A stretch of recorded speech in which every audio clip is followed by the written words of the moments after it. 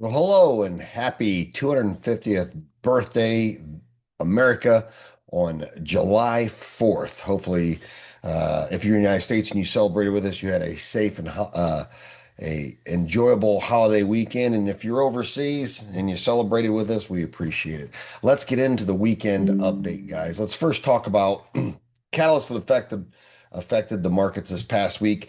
Um, we had a weak jobs report.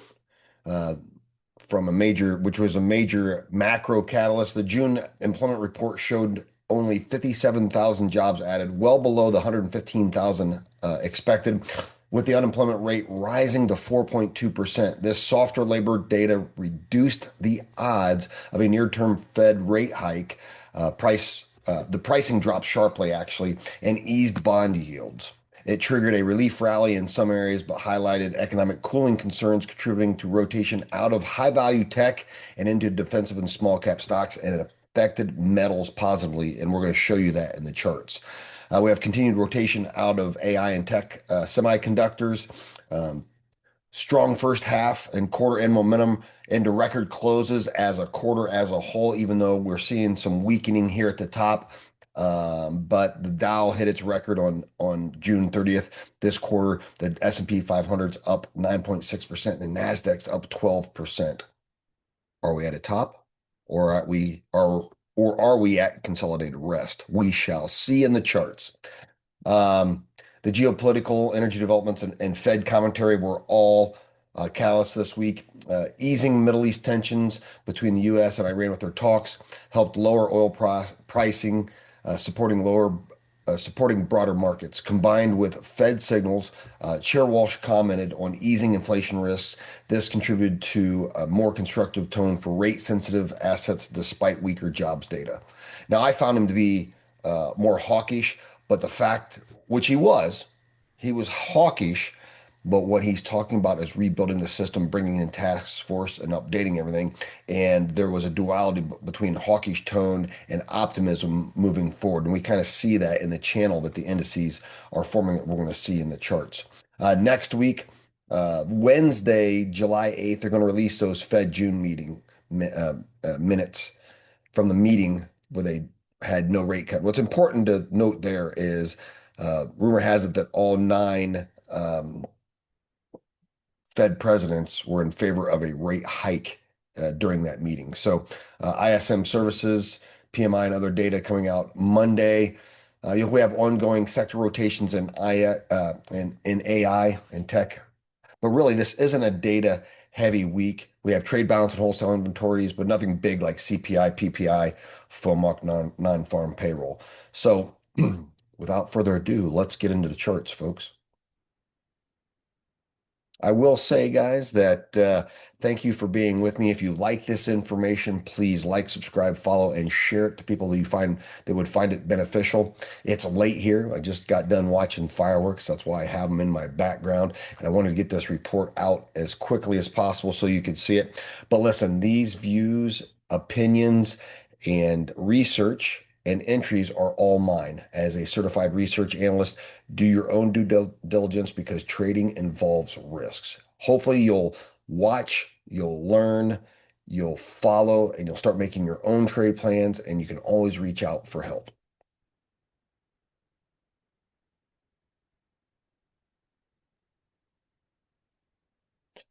All right, let's start with the Nasdaq. As predicted way back at the beginning of May, that I predicted this was going to be a top, and so far, so true, right? 30,000 to 31,000. What we're seeing right now, guys, is we have consolidated into a channel right here where we fell off at the end of last week, we rose middle of the week, and then fell off again. And it's been this war of this all-time high anchored VWAP right now. I'm still predicting that we're going to come down and see this golden circle that I've drawn on the chart. We are still in a very bullish period in the Nasdaq, but as you can see, we've rounded off and kind of consolidating at the top. Now, this consolidation could be exhaustion and the market's turned down, or it could be consolidated rest for a further move up. I believe that we see 28,000 sooner than later. If you look at the volume, the lift here did not have a lot of volume, but the drop had greater volume than buyers. Now we have to cancel out this Friday because Friday was a low volume short day with the observed holiday. But this increasing volume on the sell through Wednesday and Thursday should be of concern. We'll see what happens in the next week. Commiserate with that, guys. I am short the Nasdaq by buying SQQQ. The green line represents my first entry, so you can see I'm underwater a little bit, and I will size in because I do believe that we sell off. Now, not to say that we won't have some sort of crazy spike up and then a pull back. But I believe at some point this year, we will see not only that level, but we will see probably 26,000. The markets just have to correct, guys. And I'm hedging my portfolio by buying SQQQ, which buying that shorts the NASDAQ is one of the things that I'm doing to hedge. The S&P 500 is dancing around the all-time high anchored VWAP. Into last week, we dropped and regained that Monday, Tuesday, and Wednesday, where we started to cool off, but yet we closed above the all-time high. So even though we're starting to channel here, it is still looking relatively bullish, but I believe exhausted. So we'll have to see what happens. This was a shortened low volume week with the holiday, and we'll have better volume and better data in our next weekend update when we see what the next 5 days of trading do. The Russell 2000, the small caps have just been on an epic run here. As you can see, just in a serious uptrend. Although once we hit 30,000, it's real, or 3,000, it's really, can you imagine 30,000? Russell, I was telling folks I trade with that I remember trading the Russ when it was like 1,200. Now here we are at 3,000. But this first, this first anchored VWAP was an all-time high, and now it's not.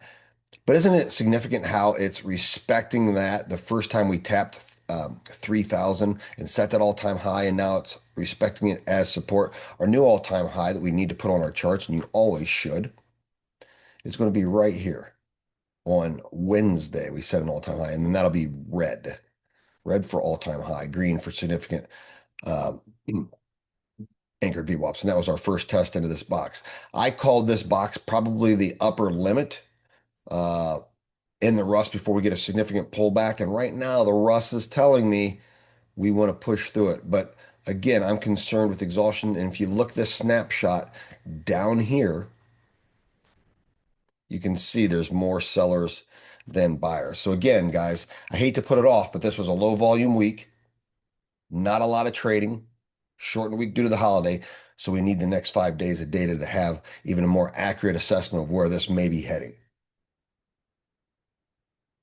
Bitcoin hit that level that I talked about, 58 to 60,000, and bounced. But guys, there's nothing in this bounce. Can you see the volume we had as we approached the level here? And look, nothing. I mean, look how small that. We are going to head further down. I agree, and if you've been watching me long enough, that we're going to break this level and head further down. And maybe at that point we see Michael Saylor jump off a building, right? I hope that doesn't happen, but there's a guy who's extremely leveraged into this product with his microsystems. Cycle low being called 48,000 to 50,000 by experts that I trust. Ethereum, again, a bounce here on very low volume. You can see how strong this sell-off was, how push that was, and then the bounce at that same level where sellers pushed it to is very weak. I'm targeting to purchase for myself more Ethereum because I'm a big Ethereum buyer. Definitely going to buy it between 800 and 1,000, where it might hit October cycle lows, but I'll begin buying as we approach that. So I will start buying more Ethereum as that happens. All right. And I do own a lot of Ethereum. So we're going to keep an eye on that. Right now, Bitcoin and Ethereum are not a buy. I want to reiterate that. Just because they're bouncing and we've got green candles, there's no volume behind them. There's more downside. So wait. Oil. Do you remember, if you followed me long enough, that I said that um, this all-time high anchored VWAP would hold until the war was settled or peace talks began, and that's what happened. And then that was our sell plan. Look, we sold that all-time high anchor VWAP right into the zone, and that paid off. So if you followed me for uh, several weeks, you hit this trade plan. We've hit multiple trade plans in oil. We're in this gap. This is the war shock gap where we're finding support. Do we fall out of that? I don't think that we do until we absolutely know that the conflict is over. So for now, I see this as support where price will just kind of oscillate. Any little escalation, it may spike up and come back. So no additional trade plans in oil other than intraday. We're just basically monitoring it for now. I don't think we return to pre-war lows until significantly after the conflict is over, because there's been a lot of um, supply shock and backlog of movement that needs to be settled out. So just price monitoring that. Google. We did get a bounce here, guys, off this critical uh, anchored VWAP to its strong run before the sell-off in February. It bounced and ran back up. And this is the other trade plan that we'd originally talked about. Now, this is not necessarily what I would buy. I did not move that. This is where we talked about, but it never panned out. We never did find support. Showed us no support on that trade plan. I actually like it lower if we do get a sell-off. 100% between 300 and 310 should be a good buy. We can monitor it here, but I believe that Google is probably going to sell off a little bit more as as I believe the markets will, right? This is in the indices, and I can't say this is going to run if I think the indices are going to fall. So grabbing a regression trend line here, let me get there we go. Believe that this is what's happening, right? When we head to that zone, and I don't own any Google, so I'm not going to buy it here. I'm going to wait till it's cheaper, and if it doesn't make it, I just won't buy any Google. But there you have it.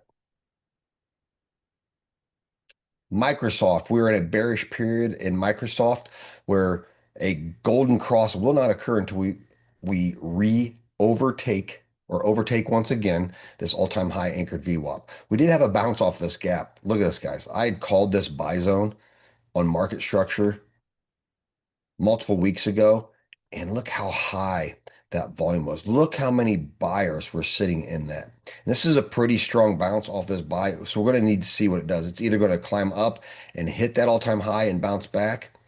I believe that we get our greater discount like Google in around 300 to 310. Microsoft, ironically, is going to be priced about the same, right? I'm going to look at it around 300 to 310, and I have an alert set to around 320 some, just to let me know when price is getting closer there. We would have to break this strong support zone to get there. But again, commensurate with what I feel that this run needs to take a break and sell back down, where I'll be a buyer again. I don't want to buy at these highs and then have to wait 5 years to realize profits in these trades. I'd rather sit in cash and deploy it on greater discounts. And guys, when you trade, that is smart. Sitting in cash and waiting for a better price makes you a better long-term investor. BBAI is not a buy or a sell. We have price monitored that $4, but I like it down here around that $2.50 mark, and I have an alert set as it approaches that. Let's set another alert if this market structure here breaks at $3, because I'll be really interested in BBAI, and it's a stock that I've owned in the past that I will buy again if it gets down in here. And of course, that may not happen for several weeks. And when it does, I'll have it on a weekend update to let you know when I've bought in. QBTS, I'm not interested in it, guys. It's failing the all-time high anchored VWAP until it gets down to this level that I've talked about. Market structure, lots of support in here between that $13 and $15 kind of the sweet zone is high 14s. When it gets down there, I'm a buyer. I'm gonna set an alert here as you're watching me at 16. I don't know why my alerts aren't populating right now on my trading view, but I'm gonna let price come to me. I'm gonna let the discount occur so that I can realize the extra $6, $7 when it gets back up to that price. So right now, QBTS is a wait and see. IonQ is still within the trade plan that I put out with the all-time high anchored VWAP. You can see it closed right below. We want that to hold in order for this trade plan to stay in. When people bought it here, we made money. When they exit, and we exited at the all-time high. I also called a second trade plan where people could buy it off the all-time high on that confirmation. And then as it ran up, I recommended a break-even stop loss. So a number of people have reached out to me and said they took a break-even stop loss. Sean, where do I buy it again? I would watch this IPO anchored VWAP, which is going to be approximately here, which is this same trade plan, just a slightly higher price because you can see the average volume weighted price has increased. So if this one doesn't hold, we'll buy it lower. And for most of you guys that bought back here, should be taking break-even stop losses, which can be discouraging, right? You can go back and after action review, should I have locked in $2, $3, $4, $5? And some of you guys did. But listen, you have to psychologically tell yourself that break even exits are wins because trading, you must protect your portfolio even more importantly than making money. QUBT, I'm not doing anything with until it hits that $6 alert where I'm going to buy a discount. So for now, in Quantum Computing Inc., we're going to do nothing but wait. Quadruple U, same thing. Price is coming to me. We talked about this market structure. I'm going to be really interested in that 11.5 to $13 zone to where if we see structural support and volume, I'll call the buy. So stay tuned. Oklo also in that space. We're almost to the same structural discount. So perhaps since they're in the same sector, they'll hit it at the same time. But I'm more interested in it in around $40 to $42. I have that alert set at 45 for when price comes to me. And then we'll run that to the all-time high anchored VWAP at 85, which will be about an 80% trade, guys. So stay tuned. Keep an eye on my weekend updates, or if you're in one of my groups and I see the buy, I will definitely call it for you. But Oklo, it's a wait till we get that discount. Iron, same thing. Look at this heavy sell-off on decent volume. It's coming right down to where we want it. We have market structure support and VWAP support. And if you can't see the market structure, look, I'll highlight it for you. There you go. Right there. See the market structure. So iron, let's keep an eye on it around $32. Let's set an alert just ahead of that as price descends. We want it, we don't buy necessarily a discount. We look at the support after the discount level. So we want to get confirmed support, buy side signals on end candles, and then buy side volume. So stay tuned. This one may occur by the end of the week, and it may be in my next weekend update as a buy. Let's look into metals, guys. So XAU, which is gold. Anybody who bought in that 4,000 zone and are still holding are doing very well. I had a lot of traders buy it there. It got a little sweaty, as you could see. We had quite a bit of drawdown before it went in money. And I had traders who exited at 4,100 and made over 100 points of profit on leverage. And then, guys, on the smaller time frame, not only did I call 4,000 a buy, I called 4,100 a buy. Right. Once we had the catalyst this week with the positive news that a potential rate hike wasn't going to happen or would be lessened, which was positive for gold, I called the buy between I said 30 or I'm sorry 40.85 to 41.15, where I sized in at 41.15, and you can see my stop loss is right here. I'll move it, and I had it originally at 40, and I said stop loss at 40.50. And I said take profit at 4,200 or 4,400. So this was the original trade plan I put out for people who follow me in my groups. And then once we hit 4,200, I said we go to break even at a bare minimum. So you can see I have that trade at break even. And I have a lot of traders who actually took that profit as it just came real close to 4,200, which is fine. You're going to get another opportunity. But I also said we could expand it up to 4,400, but know that we may get kicked out on our trail. You could see on 500 lots of silver, which is equivalent to 5 contracts in silver futures. The trade itself is up $30,000. With if it hits the price target, it'll be $142,000. This is how I swing trade metals. But I know that as I trail this, that I may end up getting kicked out, right? So I generally get kicked out from the bottom and don't always realize the top. So see, if I trail it and it does, let me draw it for you. If I trail it and it does This, I might catch an exit there. That's fine. It's in a, it is a great place to be psychologically when you know you have an awesome take profit and you know you have an awesome trail where regardless you're going to be paid. So congratulations for my followers who took this trade with me. And I will call additional entries and exits as it moves upwards, both intraday, short swing, and longer term trade. Commensurate with gold, the miners are rebounding right off the buy zone. Ego, we called that buy zone in here, average price of 29, and then targeting the all-time high anchored VWAP, which it's heading to, which is 35. So I wouldn't buy it right now until we get a bounce back off of that and perhaps find another entry. So congratulations for you guys that took this trade or are holding it. I would definitely have your stop loss in around 29 if you're a long-term holder from back here. You can either get into market structure at 27 and a half or definitely 29. HYMC is also a miner. Didn't respond as aggressively as Ego did.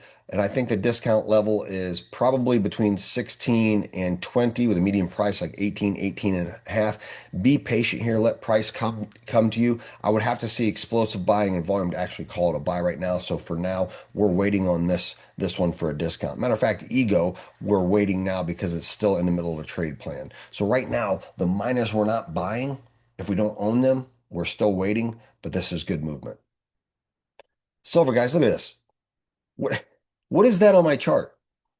Buy zone 54 to 56. You don't believe me? Go back and watch my videos from a week ago, 2 weeks ago, a month ago, 2 months ago, 3 months ago. I called this buy zone. I called this big discount buy zone. You don't believe me? The stuff I say is recorded. Go back and watch.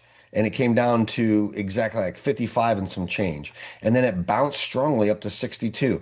Now, what concerns me on this bounce is the volume is a little weak, but that could be indicative, again, a low volume week in the markets being a holiday weekend. But we're targeting in this trade the all-time high anchored VWAP right here at 76 for a nice 20 gain on your leverage, right?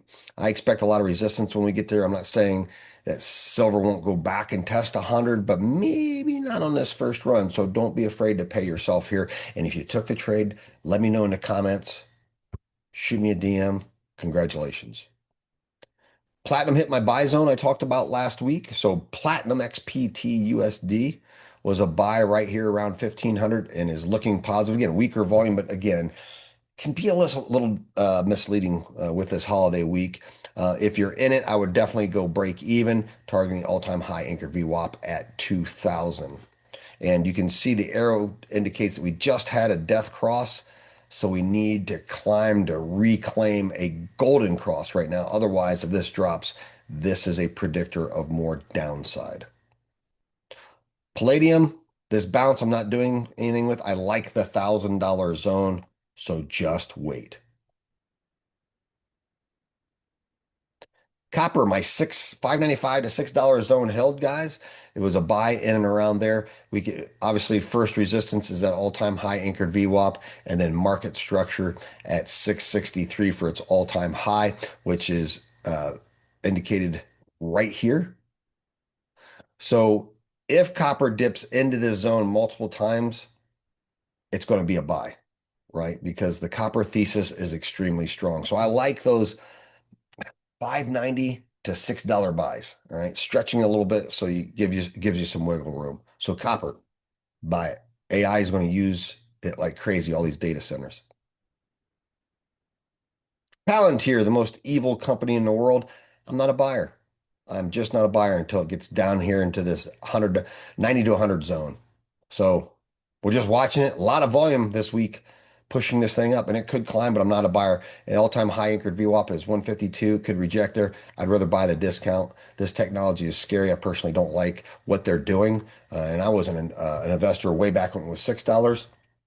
But I know a lot of you trade it and invest in it, so I have it on report. I may eventually take it off. If it doesn't get down to 100, I'm not interested in talking about it anymore.